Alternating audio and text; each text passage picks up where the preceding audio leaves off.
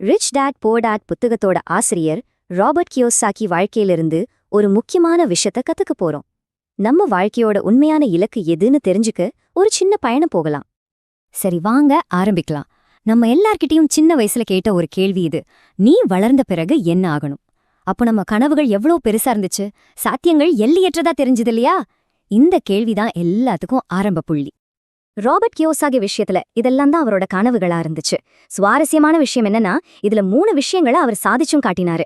மெரெயின் corps அதிகாரி, கப்பல் அதிகாரி, அப்புறம் பைலட். பாக்குறதுக்கு அவர் வாழ்க்கை கரெக்டான பாதையில தான் போயிட்டு இருக்குன்னு தோணுச்சு. ஆனா இங்கதான் ஒரு பெரிய ட்விஸ்ட். அவர் எதையெல்லாம் வேண்டான்னு வெறுத்தாரோ அதையே தான் வாழ்க்கையா மாத்திக்கிட்டாரு. எப்படிங்க இது? ஸ்கூலே பிடிக்காத ஒருத்தர் ஒரு கல்வி நிறுவனத்தை உருவாக்கினார். இங்கிலீஷ்ல 2 தடவை ஃபெயில் ஆனவர் ஒரு பெஸ்ட் செல்லிங் எழுத்தாளர் ஆனார். கணக்கே பிடிக்காதவர் அதை பத்தியே ஒரு போர்ட் கேம் கண்டுபிடிச்சாரு. இது எப்படி சாத்தியமாச்சு? இந்த கதை எங்க ஆரம்பிக்குதுன்னா, 1973ல அவர் வியட்நாம் போர்ல இருந்து திரும்பி வந்தப்போ. இதுதான் அவரோட வாழ்க்கையோட முதல் பெரிய திருப்புமுனை. ஒரு பக்கம் அவரோட அப்பா ரொம்ப படிச்சவரு, ஒரு பாதுகாப்பான பாரம்பரியமான வழிய சொல்றாரு. ஆனா கியோசாகிக்கு மனசு கேக்கல. அந்த வார்த்தைகளை பாருங்களேன்: மூளை மரத்து போனது, இதயம் பாரமானதுன்னு சொல்றாரு. இது வெறும் ஒரு வேலைய வேண்டான்னு சொன்னதில்ல, அது ஒரு வாழ்க்கை முறையையே அவர் நிராகரிச்சதை காட்டுது. இது ரொம்ப கன்ஃபியூசிங்கான ஆனா ரொம்ப ரொம்ப முக்கியமான ஒரு தருணம். பாருங்க, அவர் சும்மா வேற ஒரு வேலையை தேடல, இல்ல வேற ஒரு டிகிரி வாங்கவும் நினைக்கல. அவர் அதை விட பெரிய எதையோ தேடிட்டு இருந்தாரு. நம்மள பல பேருக்கு இந்த மாதிரி ஒரு ஃபீலிங் வந்திருக்கும் இல்லையா? சோ இதுக்கப்புறம் அவர் என்ன செஞ்சாரு? பாரம்பரிய கல்வியை விட்டுட்டு ஒரு புது விதமான, ஒரு முழுமையான பர்சனல் டெவலப்மெண்ட் நோக்கி எப்படி போனாருன்னு பார்க்கலாம்.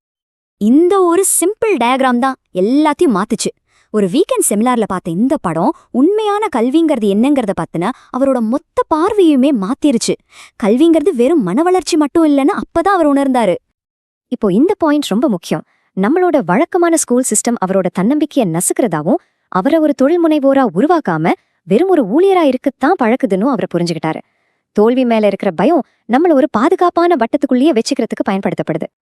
அப்பதான் அவருக்கு ஒரு விஷயம் பழிச்சுன்னு புரிஞ்சுது. இந்த ஒரு வரியில எவ்ளோ பெரிய உண்மை இருக்கு பாருங்க. கத்துக்கிறதுங்கிறது நம்ம இயல்பு, நமக்கு பிடிச்ச விஷயம். ஆனா பள்ளிக்கூடங்கிறது ஒரு சிஸ்டம்.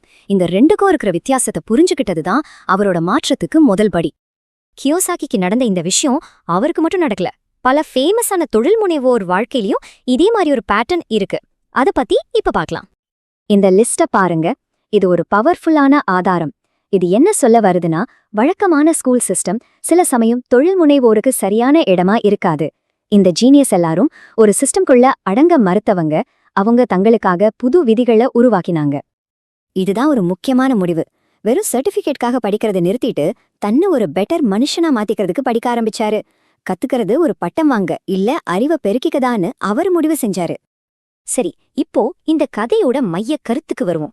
அவரோட பயணத்தோட இறுதி முடிவு என்னவா இருந்துச்சுன்னு பார்க்கலாம். திக் நாட் ஹான் சொன்ன இந்த ஒரு சிம்பிளான ஆனா ரொம்ப ஆழமான வாக்கியம் நம்ம மொத்த தத்துவத்தையும் சுருங்க சொல்லுது.